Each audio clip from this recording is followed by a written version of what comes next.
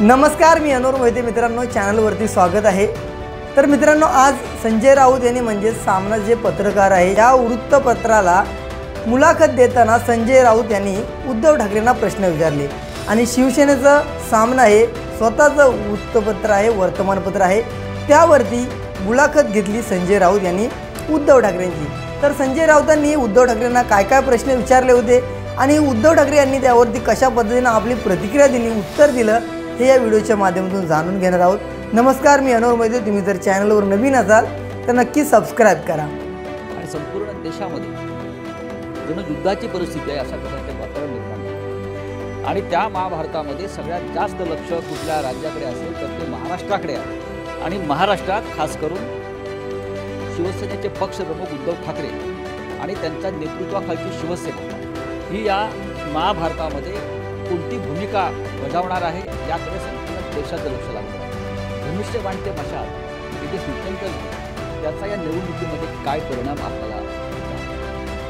पहिल्या प्रथम आपण जो उल्लेख केला की आत्ताची निवडणूक ही महाभारतासाठी चालली आहे. त्यावेळेच्या महाभारतामध्ये द्रौपदीचं वस्त्र घालण्यात आलं होतं. यावेळेला आपल्या देशातल्या लोकशाहीचं वस्त्र घालण्यात आलं आणि म्हणून स्वातंत्र्य टिकवण्याचं काम हे आपण केलं. आणि पुढचा जो तुम्ही प्रश्न विचारला त्याचं उत्तर हेच आहे की धनुष्यबाण ते मशाल लोकशाहीचे भिंडवडे निघतात, संविधान पाळलं जात नाही, पक्षांतर केल्यानंतर अपात्रतेची केस ही अधुनिकीचा निकाल लागत नाही, वारंवार कोर्टाने फटकारे मारले, सुनावलेत, खडेबोल सुनावलेले आहेत.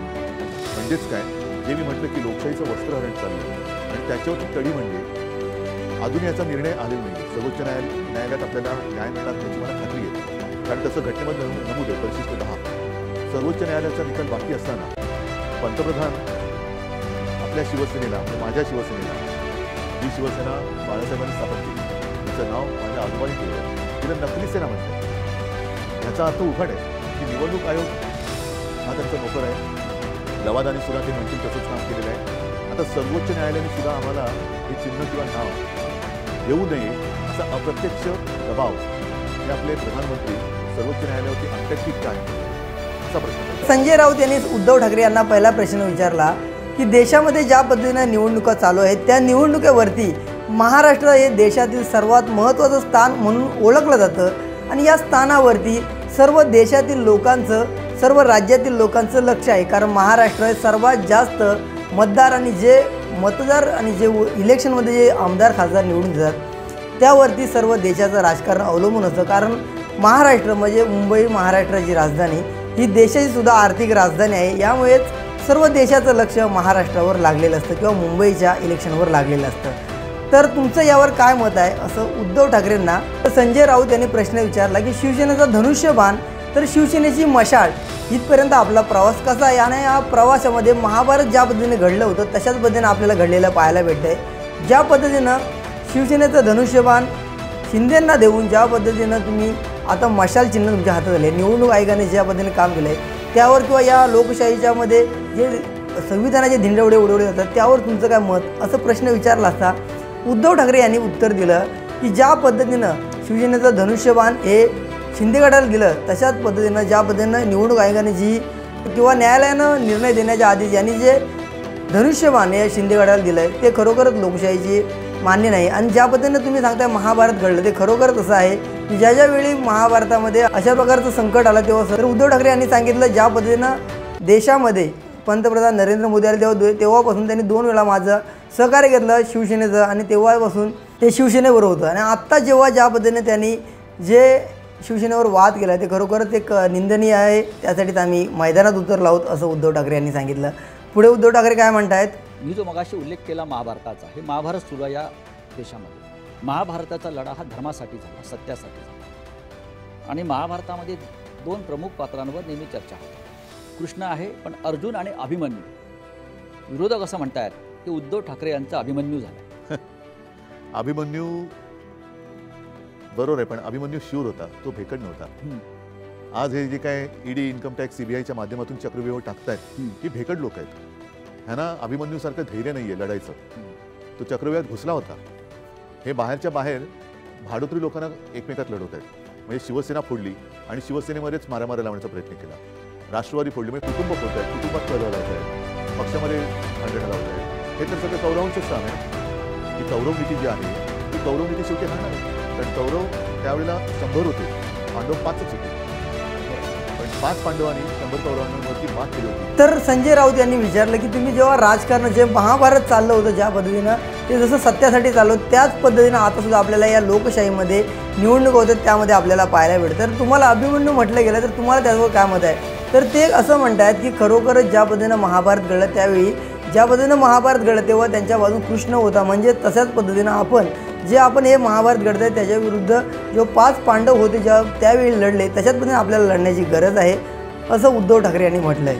युद्ध आपण जिंकताय. नक्कीच एकंदरीत राज्यातला प्रचार कसाचा आपण स्वतः गेल्या काही काळापासून म्हणजे निवडणुकीच्या घोषणा होण्याच्या आधीपासून आपण महाराष्ट्रात आणि आपण एका तयारीनं फिरतो. तर तुम्ही राज्यात सगळ्यात जास्त फिरणारे नेते आहेत त्या काळामध्ये. प्रचाराचं म्हणाल निवडणूक तर आपल्या दृष्टीनं प्रचाराची दिशा तुमची कशी आहे? 2 महत्त्वाचे मुद्दे आहेत. एक म्हणजे साहजिकच आहे गेल्या 10 वर्षात मी मुद्दामून मोदी सरकार आता उल्लेख करतो कारण मला मोदी सरकार नको, मला भारत सरकार पाहिजे. पण मोदी सरकारच्या थापा ज्या उघड झाल्या आता मी भाषणातले मुद्दे काही इकडे मांडत नाही, पण त्यांनी 2014 साली म्हणून मी या सरकारला गजनी सरकार म्हणतो. 14 साली ते जे काय बोलले ते 19 साली त्यांना आठवत नव्हतं, 19 साली काय बोलले ते आत्ता आठवत नाही, आज काय बोलतात ते उद्या आठवत नाही. आणि त्यांना असं वाटतं की त्यांच्या स्मरणशक्तीवरती जरी परिणाम झाला असला म्हणजेच जनतेच्या झाले असं नाही आहे. कारण जनता 2 वेळेला म्हणजे 10 वर्ष ती मूर्ख बनली. आणि ते जे म्हणतात ना तुम्ही कदाचित सर्वांना एकदा मूर्ख बनवू शकता, काही जणांना तुम्ही सदैव मूर्ख बनवू शकता, पण सर्वांना सदैव मूर्ख बनवू शकत नाही. आता जनता पेटलेली आहे, जनता उठलेली आहे. त्यांच्या सगळ्या ज्या ठाकण कथा होत्या आणि शेतकऱ्याचं उत्पन्न दुप्पट होणार, प्रत्येकाला घर मिळणार, बऱ्याच प्रधान किसान योजना, सन्मान योजना वगैरे वगैरे वगैरे या भूलथापा आहेत. त्याचबरोबरीने भ्रष्टाचारानं एकत्र घेत आहेत, पक्ष पोचत आहे की गद्दारी महाराष्ट्र कधी सहन नाही करत. महाराष्ट्रामध्ये गद्दारी कधीच सहन केली गेली नाही आहे. आणि मागे मला वाटतं मी धाराशिवच्या सभेत होतो तेव्हा तिथे आपले खासदार आहेत कोंबराजी, त्यांनी एक अतिशय चांगलं उदाहरण दिलं की आता 300-400 वर्ष झाली किती झाली असतील असतील पण अजूनही खंडोजी खोपडे यांच्याबद्दल आपण खंडोजी खोपडे म्हटल्यानंतर काय म्हणतो गद्दार, पण बाजीप्रभू देशपांडे, तानाजी मालुसरे, कान्होजी गेले हे म्हटलं की हे कट्टर सैनिक. पण त्यांना 300-400 वर्ष झाल्यानंतरही त्यांच्या माथी जो बसलेला गद्दारीचा शिक्का आहे तो पुसता नाही आलेला. तर पुढे संजय राऊत यांनी म्हटलं ज्या पद्धतीने आता लोकसभेच्या इलेक्शनमध्ये ज्या पद्धतीनं प्रचार सभा चालू आहेत, लोकसभेच्या उमेदवाराची ज्या पद्धतीनं त्यांच्या सभा घेतल्या जातात त्यामध्ये तुम्ही सर्व लोक म्हणजे तिन्ही पक्ष राष्ट्रवादी, शरद पवार चंद्र गट असू दे किंवा काँग्रेस असू दे किंवा शिवसेना या तिन्ही पक्षांचे जेव्हा एक प्रचार सभा होत्या प्रचार सभेवर तुम्ही जास्त फिरता तेव्हा सर्वात जास्त तुम्ही बैठका घेणारे तुम्ही आहात. तर तुम्हाला या लोकसभेच्या निवडणुका आहेत त्यावरती तुमचं काय मत आहे? तेव्हा उद्धव ठाकरे यांनी सांगितलं ही लोकसभेची निवडणूक आहे, ज्या पद्धतीनं तानाशाही लोक देशामध्ये आणली जाते त्याच्या विरुद्ध आवाज उठवण्यासाठी प्रत्येक सभेमध्ये आपण जाणं आपलं काम आहे. प्रत्येकाने एकत्र येऊन या तानाशाही विरुद्ध लढणं गरजेचं आहे. ज्या पद्धतीनं आपल्या छत्रपती शिवाजी महाराजांच्या काळात ज्या पद्धतीनं तानाजी मालुसरे अशा प्रकारचे जे शूरवीर मावळे होते ते लढत होते त्याच पद्धतीने आपल्यालासुद्धा एकत्र येऊन ही लोकशाही वाचवण्यासाठी लढणं गरजेचं आहे अशा पद्धतीने उद्धव ठाकरे यांनी सांगितलं. तर या भेकडांची काय अवस्था? हा जो भेकड किंवा गद्दार हा विषय जो आहे महाराष्ट्रात गेल्या 2 वर्षापासून हा जनतेमध्ये पोचलेला आपल्याला प्रचार दिसतो. फारच तीव्रतेने तो जाणवतोय.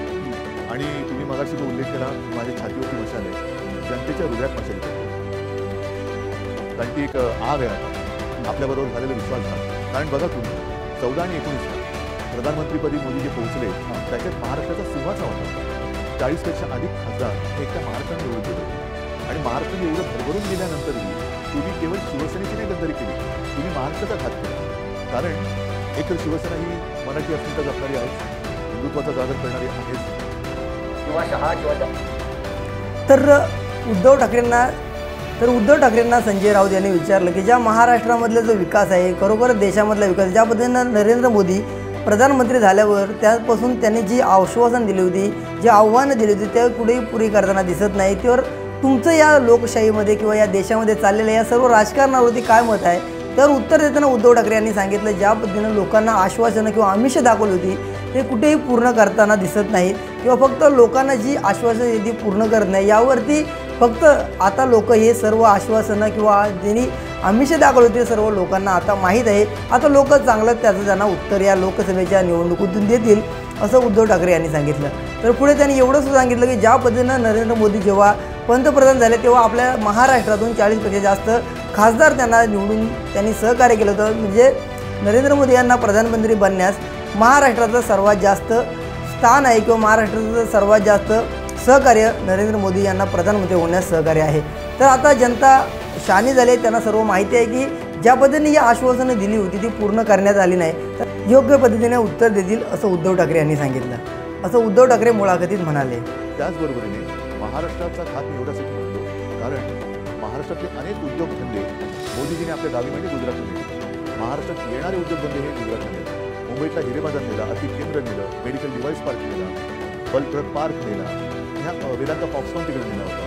त्यातच बोलताना उद्धव ठाकरे यांनी सांगितलं ज्या पद्धतीनं महाराष्ट्रातले उद्योगधंदे हिरा मार्केट डायमंड हे सर्व ज्या पद्धतीनं महाराष्ट्रातून गुजरातला म्हणजेच मोदींच्या घरी घेऊन जाण्यात आलं आहे त्याच पद्धतीनं महाराष्ट्रातले लोकांना बेरोजगारी या सर्व गोष्टींचा सामना करावा लागतो आहे. त्याच पद्धतीनं वेदांत फॉक्सकॉन जो एक उद्योगधंदा तो सुद्धा गेला होता, ते आपल्याला राजकारणात पाहायला भेटलं. अनेक लोकांनी यावरती प्रश्नचिन्ह उपस्थित केले होते. अशा प्रकारचे मोठमोठे उद्योगधंदे ज्या पद्धतीनं गुजरातला डबल इंजिन सरकारकडून नेण्यात येत आहेत ते खरोच एक दुर्दैव आहे महाराष्ट्र आणि आपण त्यावर काय बोलू शकत नाही.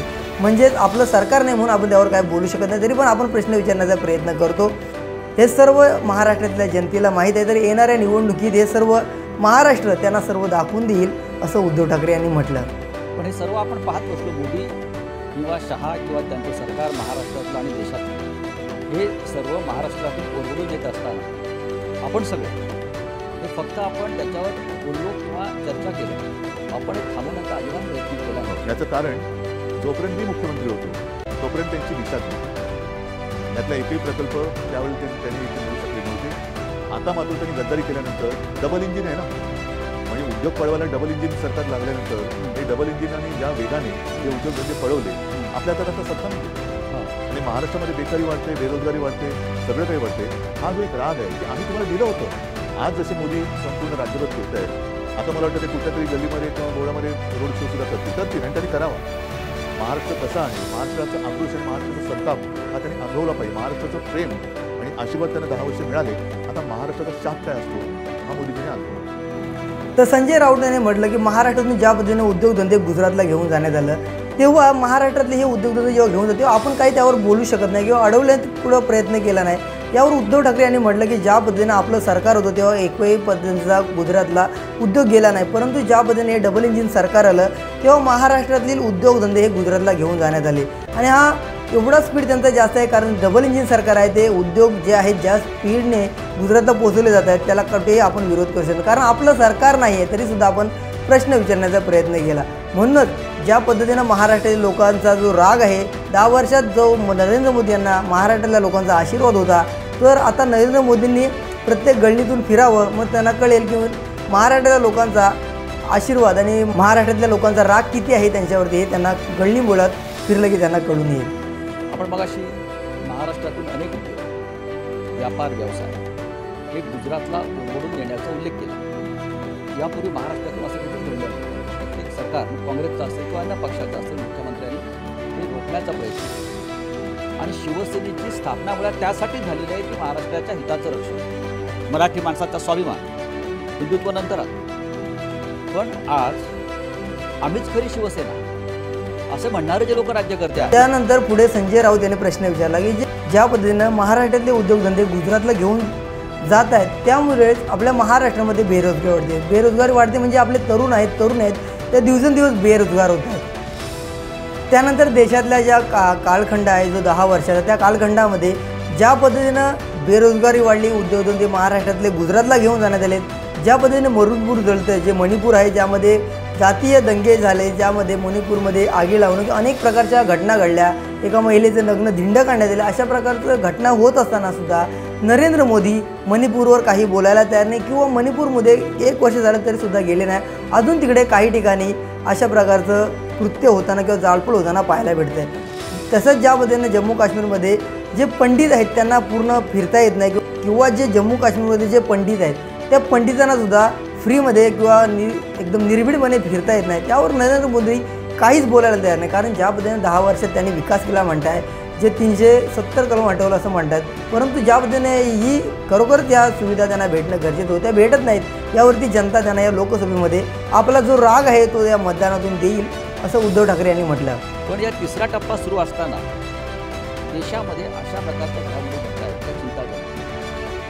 काल देश निवडणुकीला सामोरा जात असताना काश्मीर खोऱ्यामध्ये पुन्हा एकदा पुलवामाची पुनरावृत्ती झाली, अत्यंत चिंताजनक गोष्ट. 4 वर्षापूर्वी पुलवामा आपल्या लष्करी वाहनांवर हल्ले झाले आणि 40 जवानांच्या हत्या झाल्या. आपण त्यांना जबाबदार कोण आहे? आणि काल त्याच पद्धतीनं पूंछ येथे हवाई दलाच्या ताफ्यावर हल्ला झाला काश्मीरमध्ये. काश्मीरात शांतता असं मोदी शहांचं म्हणणं, आम्ही 370 कलम हटवला आहे, आम्ही हे केलं आहे, आम्ही ते केलं, तरीही काश्मीरमध्ये अशा प्रकारे लष्करी जवानांची बळी जात आहे. मला किती चिंताजनक आहे. पहिल्या प्रथम पुलवामा जे घडलं त्याच्याबद्दल तत्कालीन राज्यपाल सत्यपाल मलिक यांनी जे सत्य किंवा वास्तव, विस्तवासारखं असलेलं वास्तव हे जगासमोर मांडलं, त्याला उत्तर कोणी देऊ शकले. आणि सत्यपाल मलिक हे राज्यपाल होते. राज्यपाल म्हटल्यानंतर आणि तेही काश्मीरचे, त्यांचे अधिकार हे सगळ्यांना माहिती आहेत. अधिकृत पदावरती असलेल्या, घटनात्मक पदावरती असलेल्या माणसाने जेव्हा हे भीषण सत्य जनतेसमोर आणलं त्याच्यावरती आज कोणी चर्चा करत नाही. आणि म्हणून मी पहिले जे तुम्हाला म्हटलं की काल जो हल्ला झाला त्याला जबाबदार कोण, पुलवामाचा जो हल्ला झाला त्याला जबाबदार कोण, आणि मग हा जबाबदारीचा धोंडा हा ज्याच्या त्याच्या पत्रामध्ये आपण टाकणार आहोत की नाही. अजूनही जर का काश्मीर अशांत असेल तर मग कशासाठी यांना परत मिळेल. जर एका बाजूने लेह लडाखमध्ये असेल, अरुणाचलमध्ये असेल, चीन अतिक्रमण करतो, रस्ते बांधतो, आपल्या गावाची नावं बदलतो, तरीसुद्धा आम्हाला काही म्हणजे सरकारला काही वाटत नाही. काश्मीरी पंडितातून निर्वासित ठेवण्यात आहे. मध्ये मोदीजी बोलले होते, ते माननीय हिंदू हृदय सम्राट शिवसेना प्रमुखांबद्दल बोलले होते की बाळासाहेबांनी हा नाही विचार केला की काश्मीरमधले पंडित माझा काय संबंध आहे. कारण अख्ख्या देशात जेव्हा फक्त हिंदू हृदय सम्राटच होते की त्यांनी महाराष्ट्रामध्ये त्या काश्मीरी पंडितांना बोलवलं, त्यांना व्यवस्थित त्यांना आसरा दिला, तेव्हा मोदी हे नाव सुद्धा कुठल्या स्थितीच्यावरती होतं. आता तुम्ही तर मुख्य पंतप्रधान आहात. काश्मीरमधले पंडित घरी जाऊ शकत नाहीत, काश्मीरमधले हल्ले तुम्ही थांबू शकत नाहीत. मणिपूर अशांत होऊन आज जवळपास वर्ष झालं, अजूनही मोदी तिकडे जात नाही आहे. मोदी मणिपूरबद्दल काही बोलत नाही आहे. जणू काही सगळे प्रश्न संपलेत आणि आता फक्त उद्धव ठाकरे एकटाच प्रश्न देशासमोर आहेत. अशा पद्धतीने मोदी आणि अमित शहा हे महाराष्ट्रामध्ये येत्या महाराष्ट्राच्या वाऱ्यात असतात. म्हणजे हे काहीतरी आखरीत घडते. हे उद्धव ठाकरेला संपवून काश्मीर शांत होणार आहे का? उद्धव ठाकरेला संपवलं म्हणजे चीन परत जाणार आहे का? उद्धव ठाकरेला संपवलं म्हणजे मणिपूरच्या मागे महिलांची लुटलेली इज्जत त्यांना परत येणार आहे का? काय मोदींकडे काय उत्तर आहे? संजय राऊत उद्धव ठाकरे यांना प्रश्न विचारला. ज्या पद्धतीने तुम्हाला राम मंदिराची प्राणप्रतिष्ठा झाली, स्थापन झाली किंवा राम मंदिरामध्ये जेव्हा ते उद्घाटन झालं तेव्हा तुम्हाला आमंत्रण आलं होतं, परंतु आमंत्रण येऊन सुद्धा तुम्ही तिथे पोहोचलात नाही किंवा तिथं तुम्ही गेलात नाही. तर विरोधकांकडून आरोप होतो की तुम्ही हिंदुत्व सोडलत का?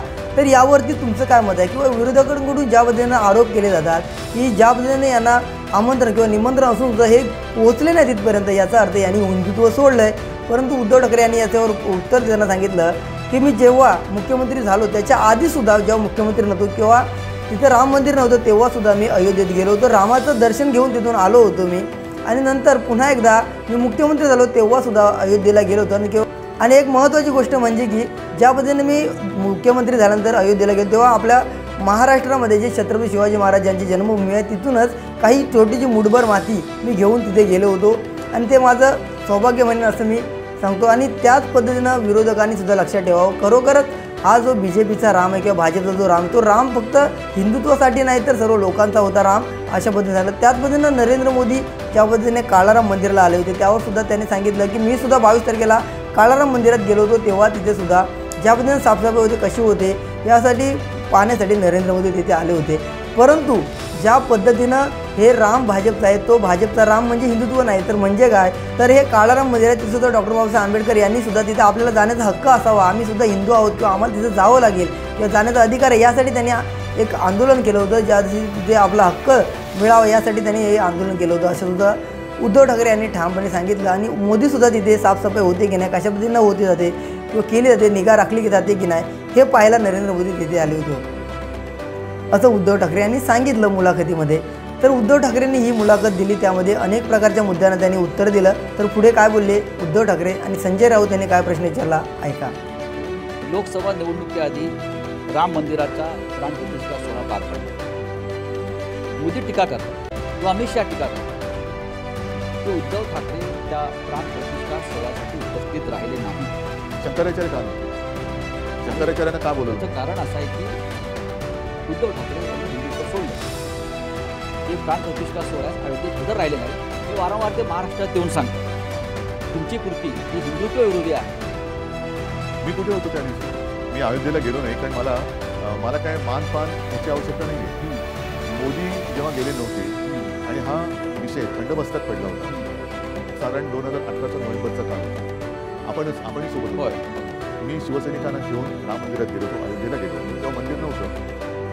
अयोध्येत जाऊन रामाचं दर्शन घेतलं आणि पहिले मंदिर फिर सरकार.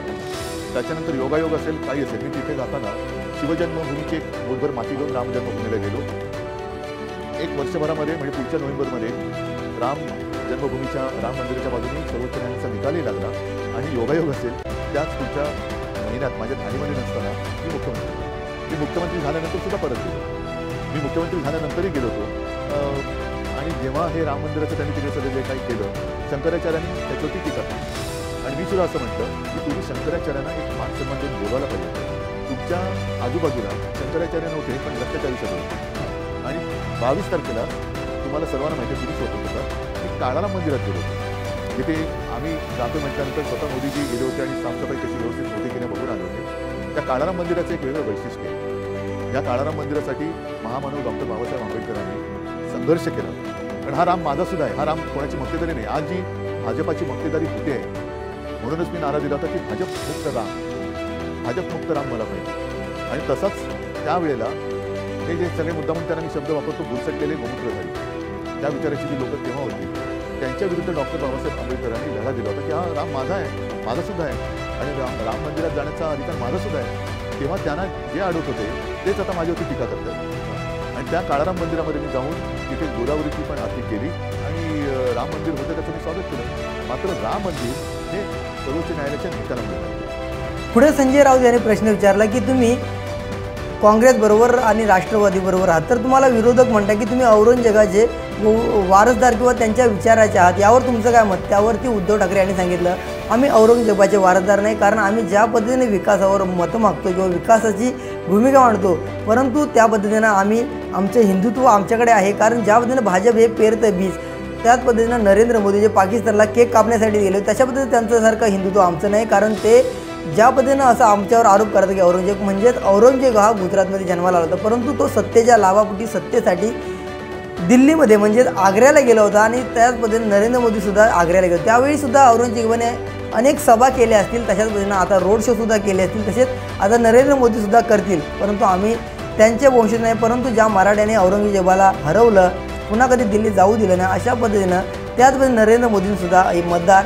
तशाच पद्धतीनं हरवतील हे सांगू इच्छितो.